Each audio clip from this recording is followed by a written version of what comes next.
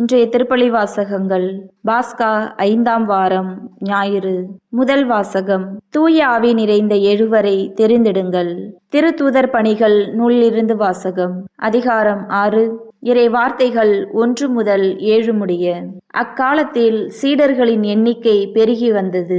அப்போது கிரேக்க மொழி பேசுவோர் தங்களுடைய கைம்பெண்கள் அன்றாட பந்தியில் முறையாக கவனிக்கப்படவில்லை என்று எபிரேய மொழி பேசுவோருக்கு எதிராக முணுமுணுத்தனர். எனவே 12 திருத்தூதரும் சீடர்களை ஒருங்கே வரவழைத்து, நாங்கள் கடவுளது வார்த்தையை கற்பிப்பதை விட்டுவிட்டு பந்தியில் பரிமாறும் பணியில் ஈடுபடுவது முறையல்ல. ஆதலால் அன்பர்களே, உங்களிடமிருந்து நற்சான்று பெற்றவர்களும் தூய ஆவி அருளும் வல்லமையும் ஞானமும் நிறைந்தவர்களுமான எழுவரை கவனமாய் தெரிந்திடுங்கள். அவர்களை நாம் இந்த பணியில் நியமிப்போம். நாங்களோ இறைவேண்டலிலும் இறைவார்த்தை பணியிலும் உறுதியாய் நிலைத்திருப்போம் என்று கூறினர். திரளாய் கூடியிருந்த சீடர் அனைவரும் இக்கருத்தை ஏற்றுக்கொண்டனர். அதன்படியே அவர்கள் நம்பிக்கையும் தூய ஆவியும் நிறைந்த ஸ்தேவான், பிலிப்பு, பிரக்கோர், நிக்கானோர், தீமோன், பர்மனா, யூதம் தழுவிய அந்தியோக்கிய நகரத்து நிக்கோலா என்பவர்களை தெரிந்தெடுத்து அவர்களை திருத்தூதர் முன்னால் நிறுத்தினார்கள். திருத்தூதர் தங்கள் கைகளை அவர்கள் மீது வைத்து இறைவனிடம் வேண்டினர். கடவுளது வார்த்தை மேன்மேலும் பரவி வந்தது. சீடர்களின் எண்ணிக்கை எருசலேம் நகரில் மிகுதியாக பெருகிக் கொண்டே சென்றது. குருக்களுள் பெருங்கூட்டத்தினரும் இவ்வார்த்தைக்கு கீழ்ப்படிந்து நம்பிக்கை கொண்டனர். ஆண்டவரின் அருள்வாக்கு. இறைவனுக்கு நன்றி. பதிலுரை பாடல். திருப்பாடல் 33. இறை வார்த்தைகள் 1, 2, 4, 5, 18 மற்றும் 19. பல்லவி. ஆண்டவரே, உமது பேரன்பு எங்கள் மீது இருப்பதாக. நீதிமான்களே, ஆண்டவரில் களிகூருங்கள். நீதியுள்ளோர் அவரை புகழ்வது பொருத்தமானதே. யாழி செய்து ஆண்டவருக்கு நன்றி செலுத்துங்கள்.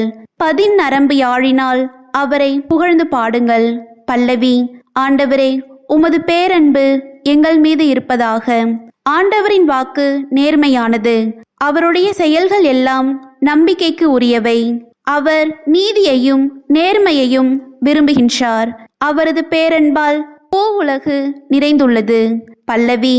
ஆண்டவரே, உமது பேரன்பு எங்கள் மீது இருப்பதாக. தமக்கு அஞ்சி நடப்போரை, தம் பேரன்புக்காக காத்திருப்போரையும் ஆண்டவர் கண்ணோக்குகின்றார். அவர்கள் உயிரை சாவி நின்று காக்கின்றார்.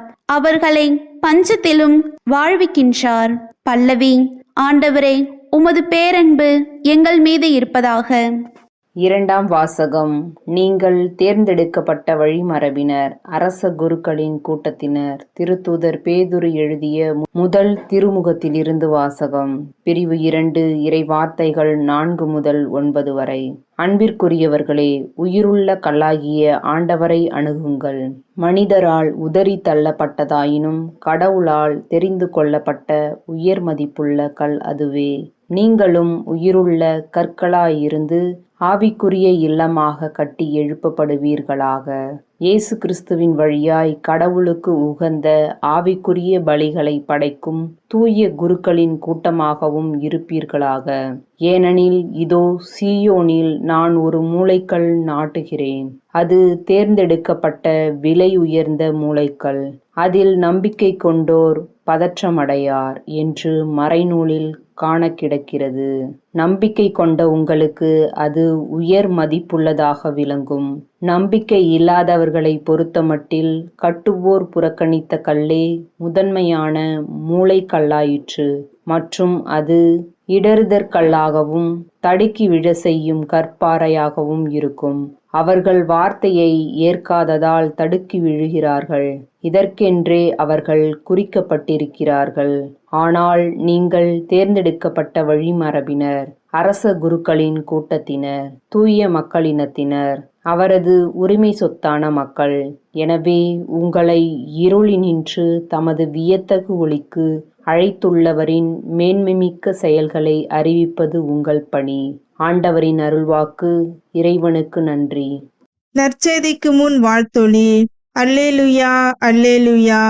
வழியும் உண்மையும் வாழ்வும் நானே. என் வழியாய் அன்றி எவரும் தந்தையிடம் வருவதில்லை என்கிறார் ஆண்டவர். அல்லேலுயா, அல்லேலுயா. நற்செய்தி வாசகம். வழியும் உண்மையும் வாழ்வும் நானே.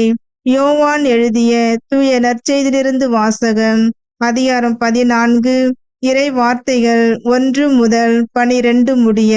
அக்காலத்தில் இயேசு தம் சீடரை நோக்கி கூறியது: நீங்கள் உள்ளம் கலங்க வேண்டாம். கடவுளிடம் நம்பிக்கை கொள்ளுங்கள், என்னிடமும் நம்பிக்கை கொள்ளுங்கள். என் தந்தை வாழும் இடத்தில் உறைவிடங்கள் பல உள்ளன. அப்படி இல்லையெனில் உங்களுக்கு இடம் ஏற்பாடு செய்ய போகிறேன் என்று சொல்லி இருப்பேனா? நான் போய் உங்களுக்கு இடம் ஏற்பாடு செய்த பின் திரும்பி வந்து உங்களை என்னிடம் அழைத்து கொள்வேன். அப்போது நான் இருக்கும் இடத்திலேயே நீங்களும் இருப்பீர்கள். நான் போகும் இடத்துக்கு வழி உங்களுக்கு தெரியும் என்றார். தோமா அவரிடம், ஆண்டவரே, நீர் எங்கே போகிறீர் என்றே எங்களுக்கு தெரியாது. அப்படி இருக்க நீர் போகும் இடத்துக்கான வழியை நாங்கள் எப்படி தெரிந்து கொள்ள இயலும் என்றார். இயேசு அவரிடம், வழியும் உண்மையும் வாழ்வும் நானே.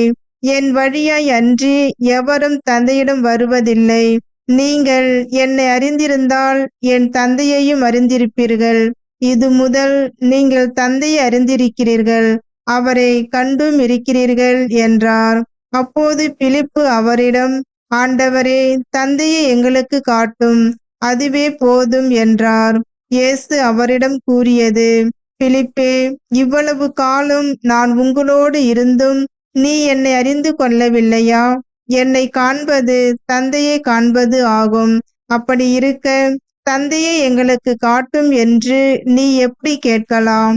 நான் தந்தையின் உள்ளும் தந்தை என்னுள்ளும் இருப்பதை நீ நம்புவதில்லையா?